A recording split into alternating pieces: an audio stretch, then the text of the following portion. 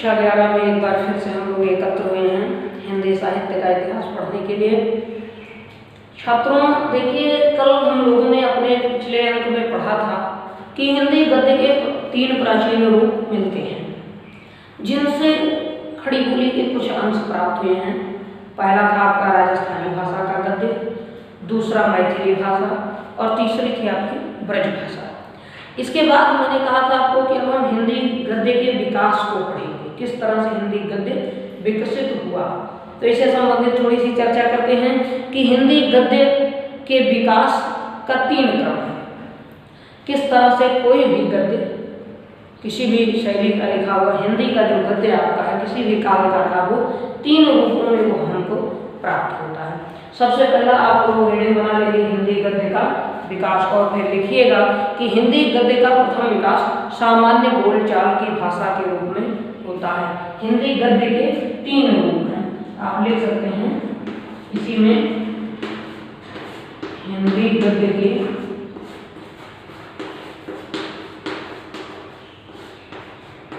3 रूप हैं। इसका जो प्रथम रूप है वो है हमारी दैनिक क्रियाकलापों में जिस भाषा का हम प्रयोग करते हैं, रोज जिस भाषा में हम बोलते हैं, अपनी बात को प्रकट करते हैं, वह हमारा दैनिक बोलचाल की भाषा जो है वह प्रथम रूप है। तो आप लिख सकते हैं सामान्य बोलचाल की भाषा। ठीक है। इसके बाद आते हैं हम हिंदी गद्य के द्वितीय रूप, जो मध्यम स्वरूप कहा जा सकता है आपका। तो मध्यम की बात करें,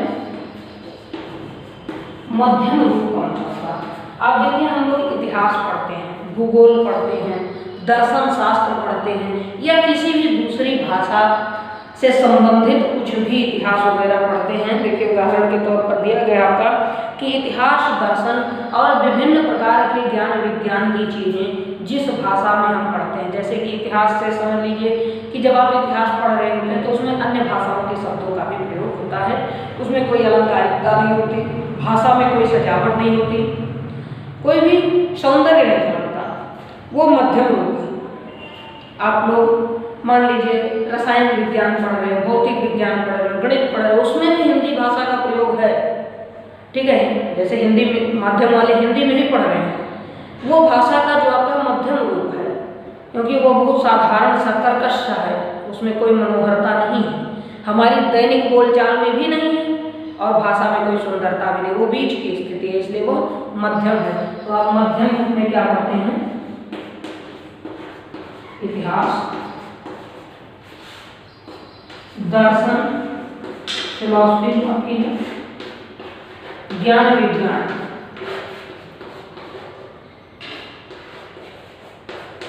ठीक है, ये आपका भाषा का मध्यम रूप है। ज्ञान विज्ञान इत्यादि को पढ़ लेने के बाद जो इसका तीसरा और सर्वोत्तम रूप होता है, उत्तम जिसको कहते हैं, जैसे देखिए संस्कृत में आपके 3 पुरुष होते हैं, प्रथम पुरुष, मध्यम पुरुष और उत्तम पुरुष। तीनों में होता क्या है कि प्रथम पुरुष जो सर्वसाधारण हो, मध्यम पुरुष जो सर्वसाधारण और अपने के बीच का, और उत्तम पुरुष अर्थात अपने लिए। जैसे संस्कृत के 3 पुरुषों का मतलब होता है 3 लोग अगर बात कर रहे हैं तो जिसके तीसरे के बारे में बात कही जाएगी वह प्रथम पुरुष कहलाता है, जिससे बात कही जाएगी वह मध्यम पुरुष कहलाता है, और जो स्वयं बात को कहता है वह उत्तम पुरुष कहलाता है। तो ये आपके 3 पुरुष होते हैं। ऐसे भाषा में भी प्रथम भाषा का स्वरूप वह है जो आप सामान्य बोलचाल में प्रयोग करते हैं। मध्यम भाषा का स्वरूप है इतिहास, दर्शन, ज्ञान विज्ञान इत्यादि में जिस भाषा का आप प्रयोग करते हैं वो होता है।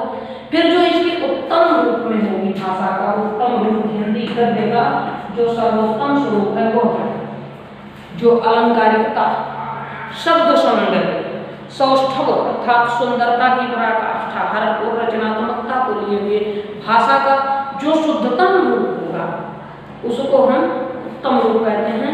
तो आप देख सकते हैं अलंकारिक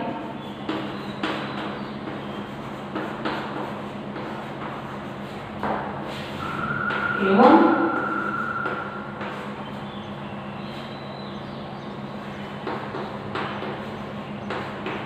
शब्द सौष्ठव।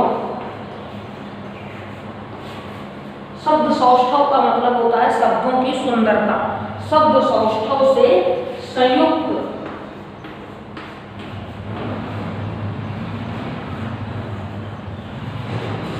साहित्यिक भाषा या साहित्य। अलंकारिक और शब्द सौष्ठव इत्यादि से संयुक्त, जैसे रस, छंद, अलंकार। आप देखिए अनेकार्थी शब्द, एकार्थी शब्द, मुहावरे, लोकोक्तियां, विभिन्न प्रकार के सौंदर्यों से युक्त करके जब गद्य की शुद्ध साहित्य रचना की जाती है, वह गद्य का उत्तम रूप कहलाता है। तो आप विकास इसका इस तरह से होता है। सामान्य बोलचाल में पहले प्रयोग करेंगे, फिर धीरे धीरे इसको सुधार कर अपनी बात को, ज्ञान दर्शन जो होगा इसको लिखेंगे, यहाँ तक पहुंचेंगे, फिर और जब सुधार देंगे तभी शुद्ध साहित्य। तो इस तरह गद्य का विकास 3 भाषाओं, 3 चरणों में पूरा होता है, प्रथम, मध्यम और उत्तम। फिर इसी प्रकार से जितने भी लेखक होते हैं, जितने भी साहित्यकार होते हैं, ये अपनी बात को कहने का इनका अपना एक ढंग होता है, अपने तरीके से व्यक्त करते हैं। जैसे हम लोग पढ़ाने में देखते हैं कि सबके अलग अलग तरीके होते हैं। एक ही चीज को, एक ही विषय को आप देखिए क्लास में अलग अलग शिक्षक आने तो अलग अलग पढ़ाते हैं। जैसे मैं पढ़ाता हूँ कुछ अपना अलग ढंग है, आचार्य जी पढ़ाते हैं आपके वो कुछ अलग ढंग से, हमसे पहले कोई पढ़ाता होगा वो अलग, और भी शिक्षक हैं वो दूसरे ढंग। चीज एक ही होती है लेकिन कहने का ढंग सबका अलग होता है, विचारों में थोड़ा बहुत बदलाव होता है। ऐसे ही यही जो विचारों में बदलाव है, जो थोड़ा सा कहने का अलग अलग ढंग है, एक बात, अपनी बात को कहने का अलग जो ढंग है, इसी को शैली कहते हैं। तो शैलियों के माध्यम से भी गद्य का विकास होता है। जितने लेखक, उनका सबका अपना अपना भाषा को, अपने भावों को प्रकट करने का अपना एक तरीका, और उनके अपने तरीके के अनुसार ही उनकी एक विशेष शैली होती है। तो गद्य की 3 प्रमुख शैलियाँ भी प्रकाश में आई। वैसे तो शैलियों की असंख्य संख्या है, हर व्यक्ति की अपनी एक शैली है, मेरी अपनी शैली है, आपकी अपनी हो सकती है, किसी और की अपनी हो सकती है, किंतु 3 प्रमुख शैली जो गद्य की मिली, जिसके माध्यम से गद्य विकसित हुआ, उसके बारे में हम लोग पढ़ेंगे। तो सबसे पहले इसको मिटा देते हैं। अब आप लोग ये करते हैं, हिंदी गद्य की 3 प्रमुख शैलियाँ हैं। जैसे गद्य के 3 रूप आपने लिख लिए, प्रथम रूप, मध्यम रूप और उत्तम रूप। इसी तरह लिख सकते हैं हिंदी गद्य की 3 प्रमुख शैलियाँ हैं। ध्यान दीजिए, ये सब आप लोग नोट करते चलेंगे।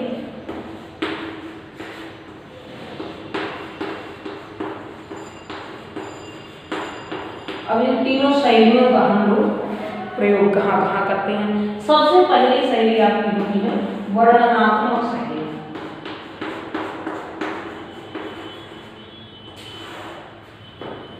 ठीक है,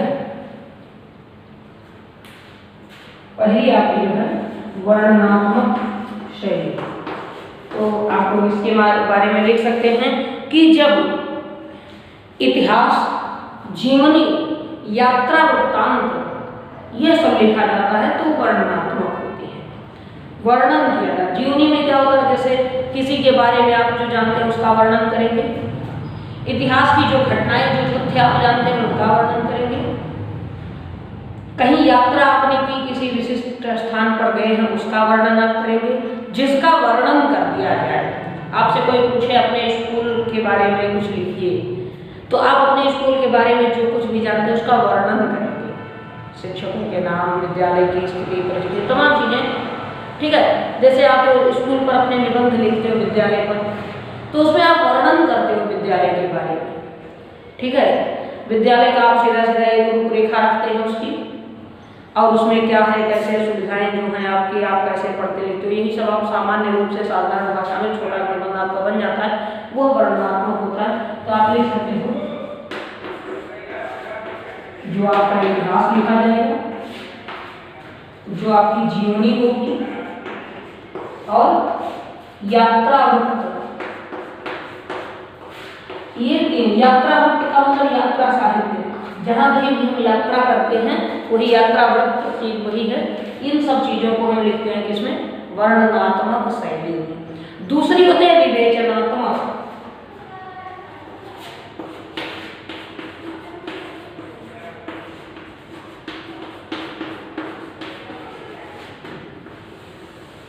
विवेचनात्मक में क्या है? अब जैसे अभी आपको मैंने बताया, आपको कहा जाए अपने विद्यालय पर एक निबंध लिखिए, तो आप विद्यालय पर जब निबंध लिखेंगे तो केवल उसके बारे में सामान्य जानकारियां जब तक दे रहे हैं तब तक वो वर्णनात्मक शैली हो। किंतु जब आप उसके एक एक गुण पर विशेष वर्णन करना शुरू कर देंगे, आप लोग जिस कक्षा में बैठते हैं वहाँ कौन कौन टीचर आते हैं, क्या पढ़ाते हैं, कैसे बोलते हैं, क्या सिखाते हैं, मतलब कुछ भी छूटने न पाए। और उसका अपने हिसाब से आप सही गलत का मूल्यांकन भी कीजिए कि जैसे कोई टीचर आता है वो ज़्यादा हंसाता है, ज़्यादा समय वो हंसने बात करने में निकालता है, या ज़्यादा समय वो गंभीरता से बिता देता है, ज़्यादा पठन पाठन उसके क्लास उसकी कक्षा में एक दिन में हो पाता है, या ज़्यादा समय में वह बाहरी बातें होती रह जाती हैं। प्रायः ऐसा नहीं होता है लेकिन हो भी सकता है। तो जब तक आप सामान्य बातें लिख रहे हैं तब तक तो केवल आपका वर्णनात्मक है, लेकिन जब आप विवेचना कर दें कि उन्होंने अगर आज 2 मिनट क्लास में केवल बच्चों को हंसाया, उनका वो हंसाना कहाँ तक सही था, कहाँ तक गलत था, किस बात पर हंसाया, क्यों, तमाम चीज़ें, तब वो आप विवेचना कर रहे होते हैं। तो विवेचना के मुख्य रूप कहाँ कहाँ आपको मिल जाते हैं, इसको भी हम लोग किताब से देख लेते हैं। जैसे आप विज्ञान पर कुछ लिख रहे हैं, विज्ञान में जो कुछ भी बताया जाता है आपको वो विवेचनात्मक ही होता है, हमेशा विज्ञान की शैली वर्णनात्मक होती है। दूसरी चीज होती है आलोचना, जो ही मैंने कहा कि क्या सही क्या गलत। किसी किताब को आप पढ़ रहे हैं तो उसमें मान लीजिए उसको आपने पढ़ा, कोई पूछे कि मान लीजिए आपने रामचरितमानस पढ़ा है, कैसी किताब है, तो आप कहेंगे बहुत अच्छी किताब है, भगवान श्री राम की कथा है, राम जी का जन्म होता है, पिता की आज्ञा मानते हैं, तमाम चीजें कथा बताएं, ये एक वर्णन हुआ। लेकिन जब आप उसकी एक एक चौपाई, एक एक श्लोक, एक एक छंद पर व्याख्या करते चले जाएंगे, व्याख्या जब उसकी करेंगे वह विवेचना होती है, उसी को आलोचना करेंगे। जब आप उसके गुण और दोष की परख करेंगे तब आलोचना। सौंदर्य साहित्य, सौंदर्य साहित्य में नक्षिक वर्णन होता है, इसलिए सौंदर्य साहित्य भी आपका विवेचनात्मक शैली में भी लिखा जाता है। ठीक है, सौंदर्य साहित्य हुआ आपका। इसके अतिरिक्त दर्शन शास्त्र जो होता है, विचार, वो भी विवेचनात्मक शैली में ही लिखा जाता है। तो चौथी चीज जो आपकी है वो है दर्शन। दर्शन लिखने का तरीका भी विवेचनात्मक शैली ही होती है। इसके अतिरिक्त एकमात्र और शैली रह जाती है जो आपकी तीसरी शैली होगी, वो है भावात्मक शैली। उसके बारे में भी एक दृष्टि डाल देते हैं हम लोग कि भावात्मक शैली होती है।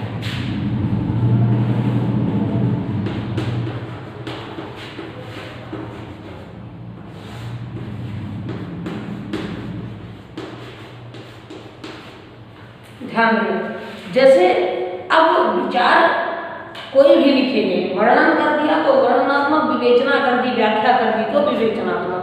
लेकिन जब उसे आप मन की गहराइयों से उठाकर लिखिए, संवेदनाओं पर आधारित करके लिखिए, भाव उसका स्पष्ट किए, कविता की तरह जैसे काव्य आप पढ़ते उसमें भावों की गहराई होती है, उसको स्पष्ट करने का प्रयास करिए, वो भावात्मक होती है।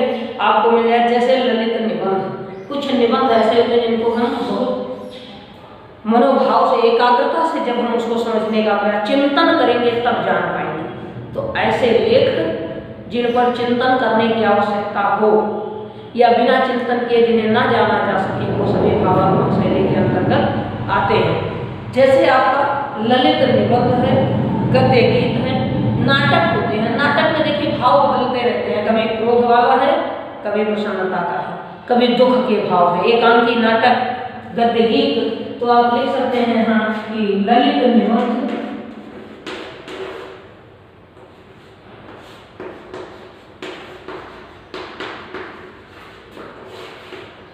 नाटक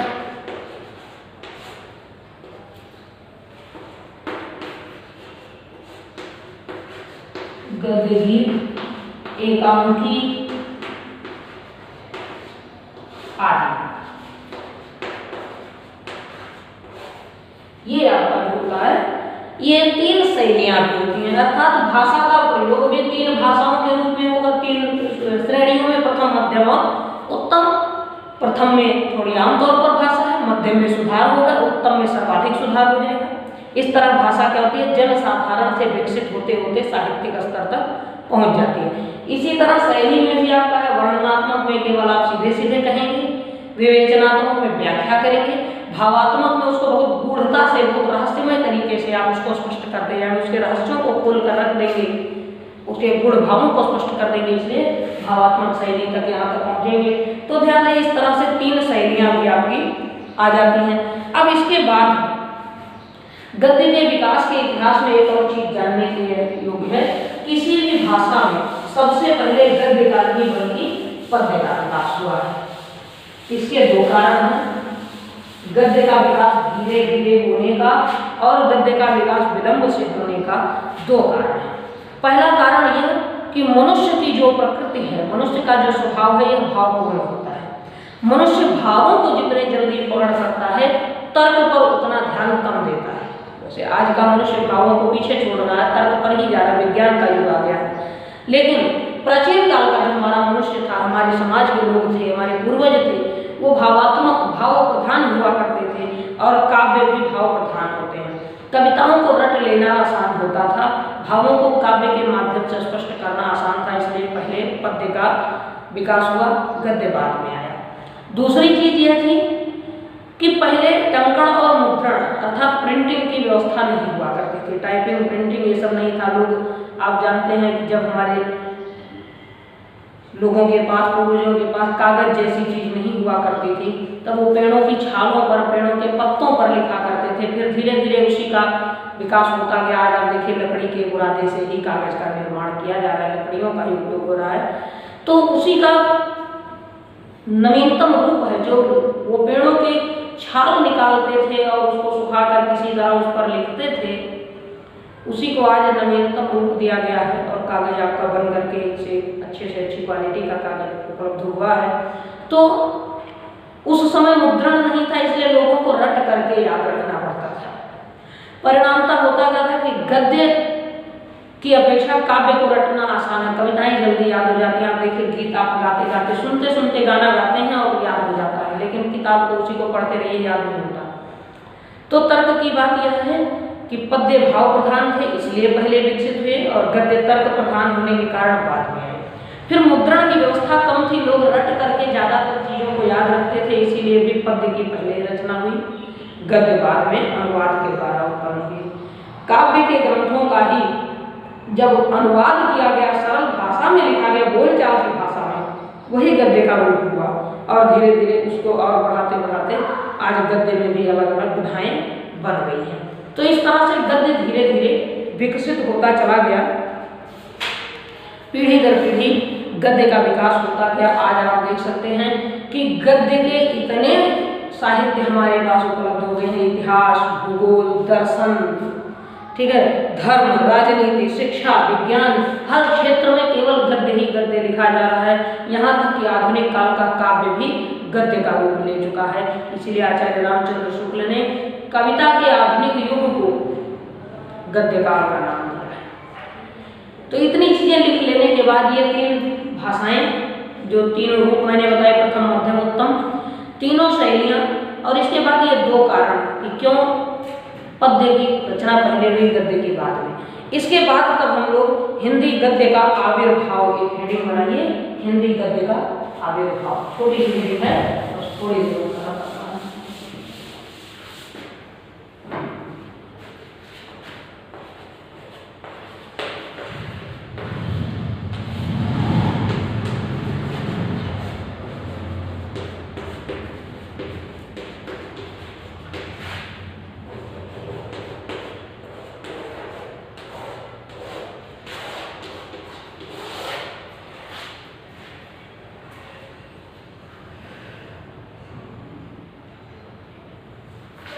ध्यान दीजिए। मूल रूप से हिंदी गद्य का आविर्भाव 19वीं सदी में हुआ था।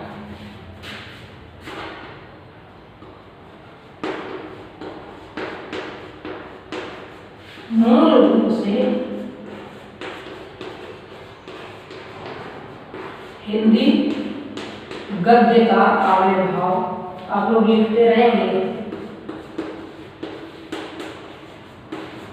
मूल रूप से हिंदी गद्य का आविर्भाव 19वीं शताब्दी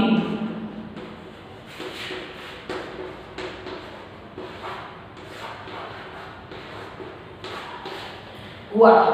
आगे लिख लेंगे, मूल रूप से हिंदी गद्य का आविर्भाव 19वीं सदी में हुआ, किंतु इसके पहले 10वीं शताब्दी से ही हमें गद्य की झलक मिलने लगी थी। क्योंकि यह खड़ी बोली गद्य की बात समझ सकते हैं, आप मान सकते हैं, क्योंकि खड़ी बोली का गद्य प्रयोग तो गद्य में खड़ी बोली का भी 10वीं शताब्दी से ही मिलने लगता है।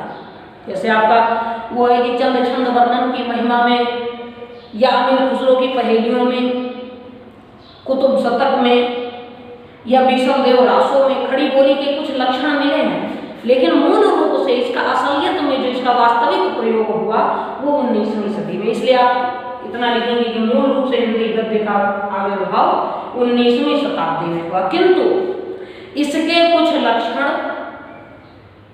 19वीं शताब्दी से पहले भी ब्रज भाषा के साहित्यों में दिखाई दिए हैं। ब्रज भाषा के साहित्य में भी गद्य के कुछ लक्षण मिले। अब इसके बारे में हम लोग देख सकते हैं, ब्रज भाषा गद्य का आरंभ कब हुआ? 1400 विक्रमी संवत में। ले सकते हैं,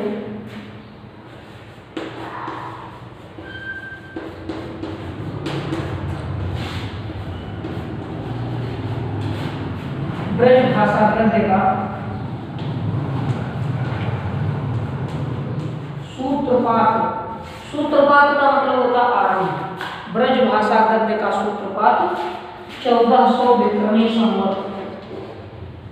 ठीक है, यहाँ आप लिख सकते हैं संवत 1400 विक्रमी या विक्रम संवत 1400 में हुआ, यानी कि लगभग 1343 के आसपास, सन 1343 ईस्वी विक्रमी संवत 1457 साल विक्रमी संवत आगे होता है। ईसवी सन से विक्रमी संवत 57 वर्ष आगे चलता है, यानी कि 2020 है, इसमें आप 57 साल को जोड़ देंगे 2077। आपका विक्रमी संवत इस समय 2077 चल रहा है और ईसवी सन तो 1400 में जब ये आया था, इस ब्रज भाषा के गद्य में ही हिंदी के खड़ी बोली के या खड़ी बोली शुद्ध नहीं मिली तो भी हिंदी का गद्य कुछ कुछ दिखाई देने लगा। जैसे हम लोग हम शब्द का प्रयोग करते हैं हिंदी में, ब्रज भाषा में हम कहा जाता है। ठीक है, तो ऐसे तमाम बदलाव थे, लेकिन गद्य का प्रारंभिक रूप जो दिखा हम लोगों को हिंदी के तीनों प्राचीन रूपों में दिखा, राजस्थानी में भी, मैथिली में भी, लेकिन सर्वाधिक दिखा ब्रज भाषा में। ब्रज भाषा के ग्रंथों के बारे में मैंने कुछ बता दिया है आपको, जिनको केवल आपको वैसे एक बार फिर से मैं दोहरा देता हूँ कि ब्रज भाषा ने ही हिंदी गद्य के विकास में सर्वाधिक योगदान दिया है। इसमें विठल नाथ का श्रृंगार रस मंडन, गोकुलनाथ का 84 वैष्णवन की वार्ता और 252 वैष्णवन की वार्ता है। वैकुंठमणि शुक्ल का अगहन महात्म्य और वैशाख महात्म्य है। मथुरानाथ का पंचांग दर्शन है।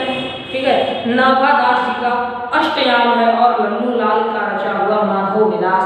ये ब्रज भाषा के ग्रंथ हैं जिनमें हिंदी गद्य के लक्षण दिखाई देते हैं 19वीं शताब्दी से पहले।